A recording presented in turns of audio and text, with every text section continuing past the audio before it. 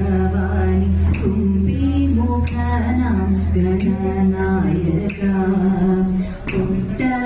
തേങ്ങയും ശർക്കര മലരവി തെച്ചി പൂക്കളും ഭൂമിച്ചിടാം കരുണയോടിനിയുടൻ പരമായി തുണയ്ക്കണി കഴിവിനോടെ ചന്ദ്രനപതിയേ പാണി സരസ്വതി വീണാധരി മമ നാവിന്മേ വന്നു വിളങ്ങിടീണം മനതാരിലറിയുന്ന അക്ഷരക്കൂട്ടങ്ങൾ തിരുമുൻപിലമ്പയ്ക്ക് കാഴ്ച വയ്ക്കാം മനതാരിലറിയുന്ന അക്ഷരക്കൂട്ടങ്ങൾ തിരുമുൻപിലമ്പയ്ക്ക് കാഴ്ച വയ്ക്കാം തിരുമുൻപിലമ്പയ്ക്ക് കാഴ്ച വയ്ക്കാം.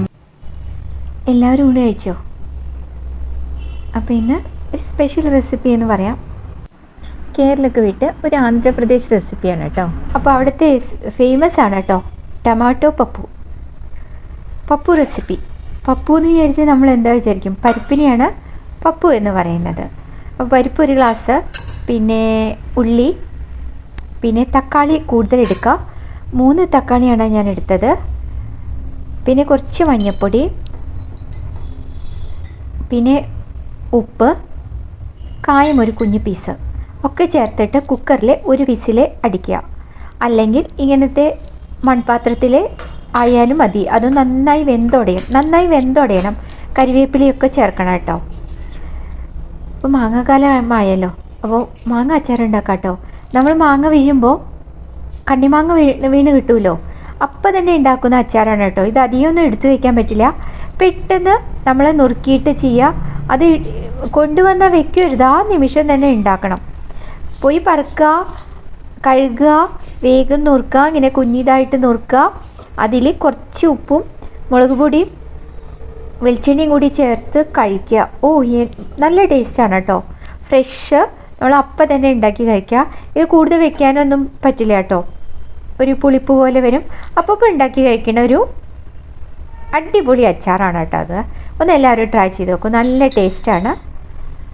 കണ്ണിമാങ്ങ പറക്കാനില്ലെങ്കിൽ ഇതേപോലത്തെ മാങ്ങയൊക്കെ ഇപ്പോൾ ധാരാളം മാർക്കറ്റിൽ വരുന്നുണ്ട്, നല്ല ഫ്രഷ് മാങ്ങ. എപ്പോഴും അന്നന്ന് മേടിക്കുന്നത് അന്നന്ന് ഉണ്ടാക്കുന്നത് നല്ലത്. അല്ലെങ്കിൽ വേഗം ഫ്രിഡ്ജിൽ വെക്കുക, അല്ലെങ്കിൽ ഉപ്പിട്ട് വെക്കുക. അപ്പോഴും അതിൻ്റെ ഫ്രഷ്നെസ് അതേപോലെ നിൽക്കും. അപ്പോൾ മാങ്ങ അച്ചാർ ഇഷ്ടമാണല്ലോ. അപ്പോൾ അങ്ങനെ പെട്ടെന്ന് ഉണ്ടാക്കാവുന്ന മാങ്ങ അച്ചാർ. പല തരത്തിലുള്ള മാങ്ങ വന്നു തുടങ്ങി. ഇത് മൂവാണ്ടനാണ്, ഒരു പുളിമാങ്ങയും കൂടി മിക്സ് ആയിട്ടുള്ളതാണ്. ഇനി നമുക്ക് കറി നോക്കാം കേട്ടോ. അപ്പോൾ ഇത് നമുക്ക് ചോറിൻ്റെ കൂടെയോ പിന്നെ ചപ്പാത്തിക്കും ഒക്കെ നല്ല ടേസ്റ്റാണ്. ഇത് ഇഞ്ചിയും വെളുത്തുള്ളിയും കുറച്ച് മുളകും കൂടിയിട്ട് ഒന്ന് ചതച്ചെടുക്കുക, എന്നിട്ട് അതിൽ ചേർക്കുക. ഇനി പുളിയും കൂടി ചേർത്തിട്ട് നന്നായി വെന്തൊടയുക. അതാണ് ഈ കറിയുടെ ടേസ്റ്റ്, നന്നായിട്ട് വെന്തൊടയുക. എന്നിട്ട് പിന്നെ വറുത്തിടുക വേണ്ടും. ഉപ്പൊക്കെ മതിയാവുമോ എന്ന് ഇവിടെ നോക്കുക. നമ്മൾ ഉപ്പ് മുളക് ഒക്കെ പോരെന്ന് നോക്കുക. ഇനി വറുത്തിടാം. നെയ്യോ വെളിച്ചെണ്ണയോ ആണ് കേട്ടോ എടുക്കുക. എന്നിട്ട് അതിലേക്ക് കടുക്, ഉഴുന്നുപരിപ്പ്, ജീരകം ലാസ്റ്റ് ഇടുക. പിന്നെ മുളകും ഇടുക.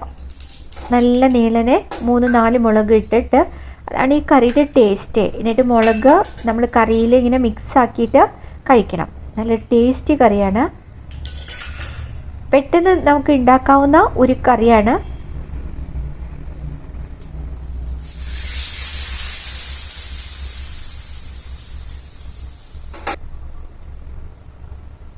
ഇനി ധാരാളം മല്ലിയിലയോ കറിവേപ്പിലയോ ഇടുക. കറി റെഡി ആയിട്ടോ. അപ്പോൾ എല്ലാവർക്കും ഈ റെസിപ്പി ഇഷ്ടമായല്ലോ. എന്തായാലും ഒന്ന് ഉണ്ടാക്കി നോക്കൂ കേട്ടോ. പരിപ്പ് കുറച്ച് നേരത്തെ വെള്ളത്തിലിടുക, അതാണ് നല്ലത്. ഇന്നത്തെ സിമ്പിൾ ലഞ്ച് ഇഷ്ടമായല്ലോ. അച്ചാറും പിന്നെ ആന്ധ്രപ്പപ്പവും ടൊമാറ്റോ പപ്പവും അടിപൊളി ഊണും. Okay, thank you for watching. Have a nice day.